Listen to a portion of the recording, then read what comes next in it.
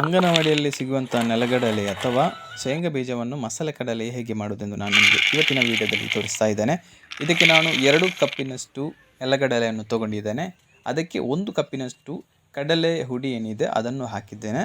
ಹಾಗೆಯೇ ಅರ್ಧ ಕಪ್ಪಿನಷ್ಟು ಅಕ್ಕಿ ಹುಡಿಯನ್ನು ಸೇರಿಸಬೇಕು.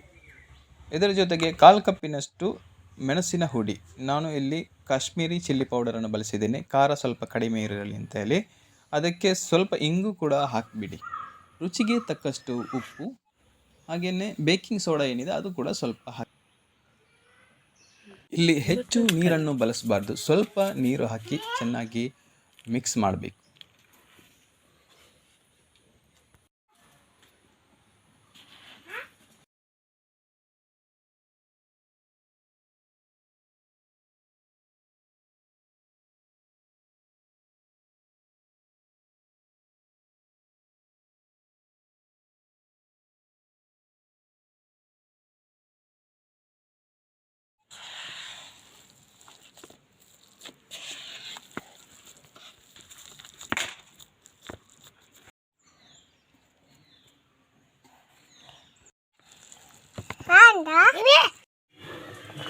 ಮಿಕ್ಸ್ ಮಾಡಿದ ನಂತರ ಒಂದು ಬಾಣಲೆಗೆ ಯಾವುದಾದರೂ ಅಡುಗೆ ಎಣ್ಣೆಯನ್ನು ಹಾಕಿ ಕಾಯಲು ಬಿಡಿ.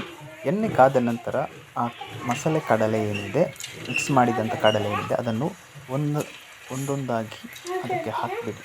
ಒಟ್ಟೊಟ್ಟಿಗೆ ಹಾಕಿದರೆ ಅದು ಒಂಟಿಕೊಂಡಿರುತ್ತೆ. ನಾವಿಲ್ಲಿ ಮೊದಲು ಒಂದೊಂದೇ ಹಾಕಿದ್ದೇವೆ, ನಂತರ ಸಮಯದ ಅಭಾವ ಇರೋದರಿಂದ ಅದನ್ನು ಒಟ್ಟಿಗೆ ಹಾಕಿದ್ದೇವೆ, ನಂತರ ಅದನ್ನು ಬೇರ್ಪಡಿಸಿದ್ದೇವೆ. ಏನಾಗಲಿ ಒಂದೊಂದು ಹಾಕಿದ್ರೇ ಚೆನ್ನಾಗಿ ಬರುತ್ತದೆ. ಇದು ಮಿಕ್ಸ್ ಮಾಡುವಾಗ ಜಾಸ್ತಿ ನೀರು ಬಳಸಬಾರ್ದು, ಸ್ವಲ್ಪನೇ ನೀರನ್ನು ಬಳಸಬೇಕು.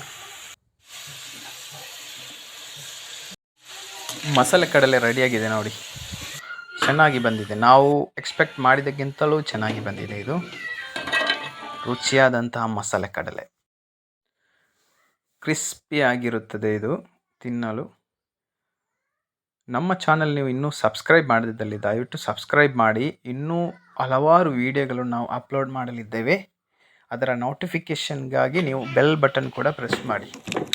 ನೋಡಿ, ಗರಿಗರಿಯಾದಂತಹ ರುಚಿಯಾದ ನೆಲಗಡಲೆ ಮಸಾಲ ಕಡಲೆಯಾಗಿ ಈಗ ನಿಮ್ಮ ಮುಂದಿದೆ ನೋಡಿ.